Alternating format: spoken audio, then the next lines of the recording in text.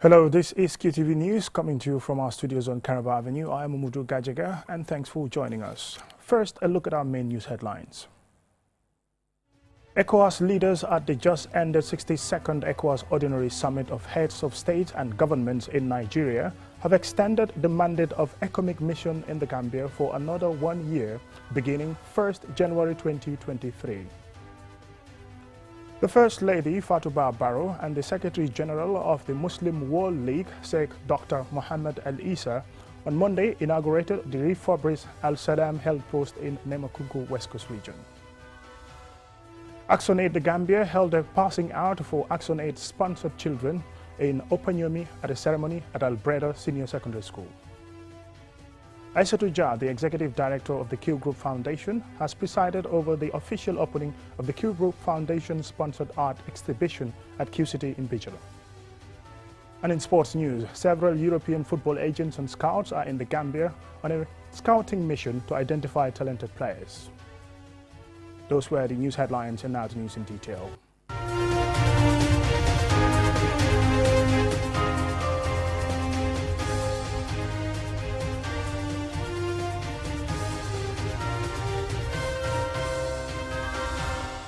Welcome and thank you for joining us. This is QTV News. At the just ended 62nd ECOWAS Ordinary Summit of Heads of State and Governments in Abuja, Nigeria, sub-regional leaders welcomed what they said is the contribution of peace support missions deployed by ECOWAS, particularly the ECOWAS mission in the Gambia, ECOMIG, and the Stabilization Support Mission in Guinea-Bissau. As a result, the authority decided to extend the mandate of ECOMIG for a further year from 1st January 2023. Alusise is in Abuja and he filed this report. In a final communique issued at the end of the summit, leaders instructed the ECOWAS Commission to consider, within that extension period, a gradual downsizing of the mission and commence the training and reorientation of the Gambia Defense and Security Forces to enable them to play their constitutionally assigned roles in a democracy. The authority urges the Gambian government to diligently implement the security sector reform and instructs the Commission to ensure that the economic force composition reflects a balanced regional outlook comprising troops from the ECOWAS member states beyond the current countries participating in the mission. On the economic performance and the implementation of regional integration priority program, the authority takes note of a slowdown in growth and rising inflationary pressures due mainly to ripples of the COVID-19 pandemic, the war in Ukraine, and developments in China. In this regard, the authority urges member states to persevere in their efforts to build more resilient economies, particularly by pursuing structural reforms and ensuring diversification of economies. On the pending single currency, the authority instructed the Ministerial Committee to pursue the search for consensual solutions on all outstanding issues with a view to creating harmonious conditions for the launching of the ECO. On peace, security, and democracy, the summit reaffirms its commitment to the promotion of peace, security, and stability in the region as prerequisites for the economic development and integration of the region. The authority expresses grave concern about the worsening regional security situation due to the occurrence and expansion of terrorist attacks and their humanitarian consequences. In particular, it expresses deep concern over the security situation in Burkina Faso and its possible consequences on the coastal countries, and thus calls for urgent measures to support Burkina Faso in its effort to counter terrorist attacks in the country. To this end, they undertook to urgently pay their contribution of $1 billion to the regional counterterrorism fund established for the purpose. The authority further decides to, among other things, instruct the Committee of Chiefs of Defense Staff to urgently study and propose the options, modalities, and financial and technical means for the urgent operationalization of the ECOWAS standby force, including a special kinetic operation to combat terrorism.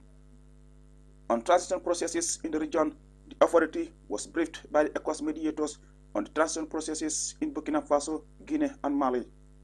The heads of state and government commended the mediators for their commitment, which has led to the positive results from their discussions with the transition authorities in the three member states and for the quality of their reports. The next ECOWAS summit will take place in Guinea-Bissau at a date to be decided. Reporting for QTV News from Abuja, Nigeria, I am Alusise. The First Lady Fatouba Barrow and the Secretary General of the Muslim World League, Sheikh Dr. Mohammed Al Isa, on Monday presided over the inauguration of the refurbished Al Salam Health Post in Nemakunku in the West Coast region. Julden Jai attended and filed this report. The First Lady Fatouba Barrow and the Secretary General of the Muslim World League received a rousing welcome on Monday at the inauguration of the Nemakunku Health Center. The center was refurbished and equipped by the Muslim World League through the Fatoumata Barrow Foundation. The fully furnished health facility has various essential wards, including maternity, dental and outpatients. The center is expected to ease the burden on Nemakunku residents who usually travel outside their area to access health facilities. Fatouba Barrow, Gambia's First Lady, while thanking the sponsors, promises to transform the clinic into a hospital with the help of the Muslim World League. When we go in, we will think of a state-of-the-art hospital in the future, because that's what my aim is, to turn this health center to a state-of-the-art hospital where we can do operations, major operations of this magnitude can be done here. We don't want the people of Nemakunku to be traveling far to go to health centers and do their own, take care of our own selves. When I came to this place 2 years ago, I was told that they want a dental clinic, but I visited the place and I said, no, I want this to be a health center where it can take care of women and children. Sheikh Dr. Mohammed Al Isa, Secretary General of the Muslim World League, says it is an honor to collaborate with the FAB Foundation and that the intervention is an obligation and pride of Saudi Arabia. Dr. Ahmadou Lamin Samate, the Gambia's health minister, highlights the challenges in the health sector while striving to achieve SDGs in health, including financial constraints. The resources they put into this facility will be put to very, very good use. Women and children will start benefiting from the services of this facility. Antenatal care will be provided, dental services will be provided, outpatient services will be provided in this facility. And I think the location is remarkable in the sense that this is a densely populated area with poor access roads. Dr. Samate says the Health Ministry will continue to collaborate with the FAB Foundation and the Muslim World League to ensure service provided are of the highest quality. He says his ministry will provide a community ambulance to the people of Nemakunku. The women's representative, Kumba Konjira, thanked the donors for the life-saving initiative. The condition of Nemakunku, it is right inside. All hospitals are far from us. Imagine if it was rainy season. This road from the Johnson there to Sukuta is not mobile. It will be full of water, so carrying these women when they are in labor to other hospitals cost them more than $1,000 before they reach hospital. The FAB Foundation is a charitable organization that supports poor communities, disadvantaged women, youths and vulnerable people in the Gambia. For QTV News, I am Julden Jai. Action Aid The Gambia held a passing out for Action Aid sponsored children in Opanyomi at a ceremony at Albreda Senior Secondary School. Jennifer Sonko was there and she reports. Partners provide sponsorship packages for children from early childhood development till they reach 18 years of age. The child sponsorship program was set up in the 1970s. The sponsorship package is designed in such a way that the benefits go beyond the child and his or her family. A sponsored child in a school means the entire students attending that school will have access to free stationery. At community level, the sponsorship package provides clean water, healthcare, agricultural programs, income generation schemes, and education centers in areas where schools were not available. Sekou Dabo, Action Aid's LRP manager, elaborates. Most of them today, as you can see, we are graduating them because the policy says if you are 18 years, you have to graduate from our system. So this is first of its kind. We believe these are people who are doing very well for Action Aid. They are ambassadors. So today we want to tell them thank you very much for participating and impacting life.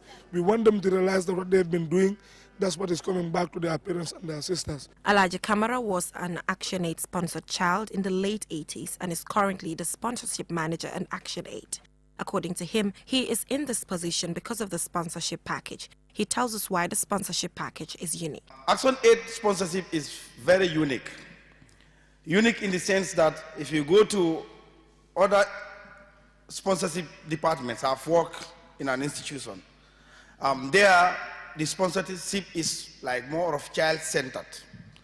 But with ActionAid, the money that comes is not given to one family, it's not given to a particular child, but it is there to address the felt need of the community. Kamara added that from experience, a child cannot be helped in isolation from the community. To single out a few lucky children to receive special education, gifts or other individual benefits only encourages dependency and wouldn't help them to improve their standard of living in the long term. Kadi Mendy is part of the students who are passing out. She calls on ActionAid to ensure that this initiative continues. Since I was a lower-based nursery school, lower-basic senior school, I haven't bought pen. I don't buy book, I don't buy pen, school materials until I finish my schooling. It has helped me a lot. My parents don't even spend much money on me to buy these materials that I have already benefited from this ActionAid. So I want to say thank you for their effort. Sponsors receive regular messages and updates from their beneficiary children on their progress, as well as reports from the community on how their money is being spent to change lives. Reporting for QTV News, I am Jenna Bosonko. From that report by Jenna Bosonko, it will take us to a commercial break, and when we return, we still have some more local news for you and also sports news. Inco Home Choice defo nañ ko daaw mu ne lool ci seeni client ñoo delu ci waat andil leen 10% discount ci suñu makaan yi nekk ci réew waaw 10% discount ci bépp bagage yi Inco boolaal tàmbalee ko benn fan ci weeru décembre bi ba ci njeexteelu weeru décembre amal nañ leen construction equipments, generators, welding tools, aluminium tools, carpentry tools, water pump, electrical tools, plumbing tools, safety equipments, ay push car washing machine, garden tools ak yeneeni bagage yi ngeen mëna soxla ci seeni liggéey kon daw leen gaaw dem seeti Inco Home Choice ñu nga ca Jimpex wala nga call ci 739-8863 wala ca Birkama callal ci 303-9300 mite Senegambia nga call ci 329-6967 wala sa Sukuta callal ci 341-7619 Inco Home Choice ñoo noppal askan. QMoney, the biggest mobile money service in the Gambia, has taken mobile banking to the next level. Now, you can link your QMoney wallet with your bank account. Yes, link your Ajib or EcoBank accounts with your QMoney wallet and get instant access to your cash anytime. No need to queue at the bank anymore. Transfer funds from your bank account to your wallet or your wallet to your bank account using QMoney Bank Link is the fastest, most secure, and convenient way to transfer funds between your wallet and bank account. For more information, call our customer care on 133. QMoney, Sunyu Kalpe. Terms and conditions apply.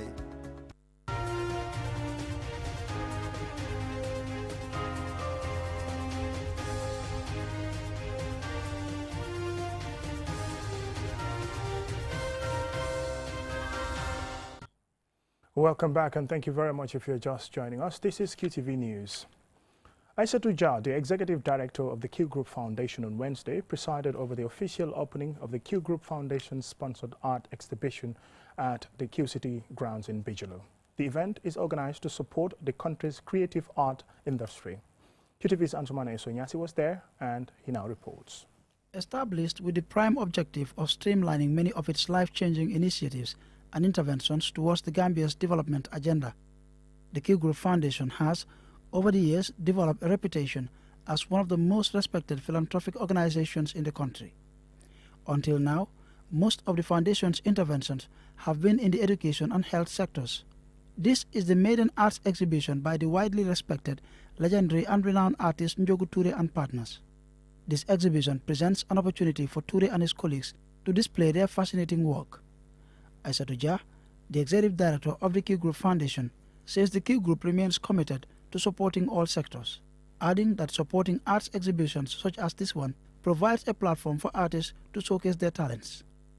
We are especially proud because we at the Q Group believe in the Sunyubos concept, which nurtures building and supporting local content in our production and cultural environments to accelerate growth in our economic sector. While emphasizing the foundation's preparedness to support the creative arts industry, Mrs. Jah commended Njogu Ture for his contribution to the growth of the country's creative arts industry. The Q Group Foundation, C Arts, will partner with the National Center for Arts and Culture to offer frequent support to Gambian artists. This is the first exhibition of its kind at Q City, but we can assure you that this will not be the last. We want to have exhibitions like this to promote other artists. We're beginning with Njogu because he's the leader. He's demonstrated his leadership skills by nurturing our youths in this area. So we want him to lead the way to introduce other artists. So we will be holding exhibitions like this. Hasum Sise, Director General of NCSC, says his office recognizes and appreciates the Q Group's contribution to national development. He commends Njogu Ture and his colleagues for the quality of the work on display. A value added to the wonderful work that the Q Group is already doing in supporting arts and culture in this country. Kindly, convey, this, heartfelt sentiments, to the chairman. Our good brother, Mr. Jah. Njogu Ture thanked the Q Group Foundation for supporting and hosting him and his colleagues, and for giving them the platform to showcase their talents to the world. Taking us through his works on display, like this village painting depicting a Gambian village setting, Njogu says his paintings are mostly inspired by historical and cultural events as well as things happening around him. You have the infrastructure and you have the medium to give us visibility. And as visual artists, we want visibility. And that's what we are enjoying today. Works of art often tell stories and gives artists room to present narratives in many ways by using a series of images representing moments in a story or by selecting a central moment to stand for the whole story. Narrative works such as Njogu's often illustrate well-known historical, religious, legendary or mythic stories. This exhibition is scheduled to last until 30th December 2022. Answane Sonyasi for KTV News. The Ministry of Gender, Children and Social Welfare, with partners, joined the rest of the world on Monday to commemorate 16 days of activism against gender-based violence. Julden Jai again. The event began with a march past from the QCell building on Kairaba Avenue to the Youth Monument at Westfield, where the meeting was held. Fatou Kinte, the Minister for Gender, Children and Social Welfare, called on the public to reflect on the achievements registered in the Gambia and the world in curbing sexual and gender-based violence against women and girls, and to the challenges faced by the survivors. But most importantly, to unite as a government, civil society, the private and public sectors to combat sexual and gender-based violence, both internationally and domestically. Fatou Baro, Gambia's First Lady, stated that since the creation of the Gender Ministry, it has made significant progress in terms of policies, laws and programs to address sexual and gender-based violence and to promote gender equality across the country. She added that sexual and gender-based violence continues to strive because it is sometimes considered a taboo subject which is rarely discussed. As a result of this, women and men, boys and girls lack access to appropriate counseling and psychosocial support due to the stigmatization that follow after reporting such cases, thereby sadly holding them back. Serafin Wakana, the UN resident coordinator, spoke about the United Nations support in the fight against sexual and gender-based violence. Gender-based violence is happening every minute, everywhere, in the communities, at the workplace, and even when you are walking on the road, you will see a woman, you will see a girl being hit by a man, and if you don't say anything, you will be also doing harm to the girl. So we want everybody to engage And at the UN, we are here to support. The 16 Days of Activism Against Gender-Based Violence is an annual international campaign that starts on the 25th of November and ends on the 10th of December, which is an International Human Rights Day.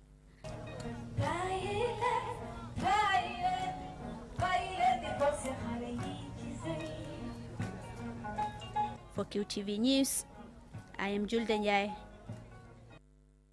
The Gambia-Canada Youth Association has presented medical items to Ndemban Health Center in Bakau.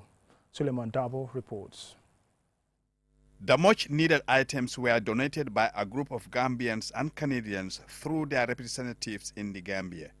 They include wheelchairs, mattresses, and wheeled walkers, among other valuable items. Hagi Drame, the PRO of the Paralympics Committee who presented the items, spoke on behalf of the donors. Earlier in March, we presented 44 wheelchairs to people with disability in the Greater Banjul area. And last week, we received 80 wheelchairs from the Gambian Canadian youth through their partner, Canadian citizen and the family. Chris is the head of the family, the husband, and also the wife, Dee, and they have their two sons who will put together all these materials for the Gambian Canadian Youth Association, Dimitri and Yuri. Dr. Ababakar Jany, the hospital's Deputy Chief Medical Director, expressed gratitude and appreciation for the items and of their usefulness and importance to the health center. Healthcare is everybody's business, and the point we need to consider is that until all of us put our hands together to make Gambia Health Service what it's supposed to be, we may not get all we need to get. So the initiative alone is a huge thing. You mentioned about the number, it may not be many, but the fact that you thought about it is enough for us. And for the family and the association in Canada, that is the Chris family and the Canadian Gambian Foundation that is in Canada that is supporting this process, I will tell you, you're doing a very noble gesture, and this will go a long way in helping a lot of people. You may not get this in any of the markets here. This wheelchair is a kind of a specialized wheelchair. It has a neck collar. For those who have accident and we are worried about their neck, you can support their neck with it. The other one is also a wheelchair, transport wheelchair for trauma. That looks like you put the patient on there, the patient looks like he's standing, and walked him out to the emergency room. The Gambia-Canada Youth Association has already donated over 80 wheelchairs to various individuals across the country. This donation for Ndemban Health Center came just a day before the world commemorates International Day of Persons with Disabilities. Ndemban Health Center is an affiliate of the Edward Francis Small Teaching Hospital and is among the busiest in the country. Suleiman Dabo for QTV News. The end of that story takes us to sports news.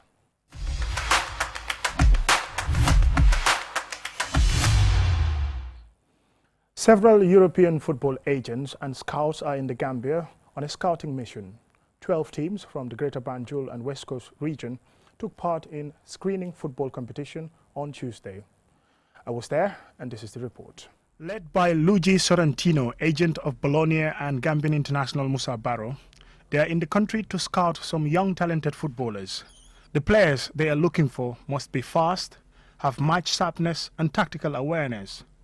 Luigi Sorrentino, an agent for at least 4 Gambian professional footballers, says he is attracted by the pace of Gambian players. Yeah, I was in Ghana, in Senegal, but I love Gambia because players here, they born fast. They are like rabbit, very, very fast. And so in our football now, more than 50% is if you are fast or not. And you cannot learn this. You can learn technique, tactic, but you cannot learn to be fast. I hope to find. I don't need to find Musa Barrow because Musa Barrow is Musa Barrow. You cannot make a copy, you know. But another brilliant player like him, like Colli, Jallo. This is the future, no? The Gambia has many young talented footballers. Developing these talents into top professional footballers at home is a huge challenge, given the limited resources in the country. The president of Team Restore Confidence, Sadibu Kamaso, who is coordinating the scouting football competition, says the coming of these agents and scouts will give the players an opportunity to showcase their talent and potential. I think there should be a lot more commitment when it comes to developing these kids, because, I mean, what I always say is the first priority is the kids' interest, taking them out. The more players we have out there, the better for us, because if you look at the AFCON, this past AFCON, we have a lot of international players, and that helped us because they don't have complex issues. So for me, I believe the more kids we take out there, the better for us, because when these kids are out there, you know, they don't have those complex issues. They get exposed to all these inner intricacies of how, you know, professional football is done. So I believe, you know, the future is bright, but let us all put our heads together, you know, and try to look at the interests of the kids, because once you take these kids out there, there will be a time when all these clubs will benefit, because our league is still amateur.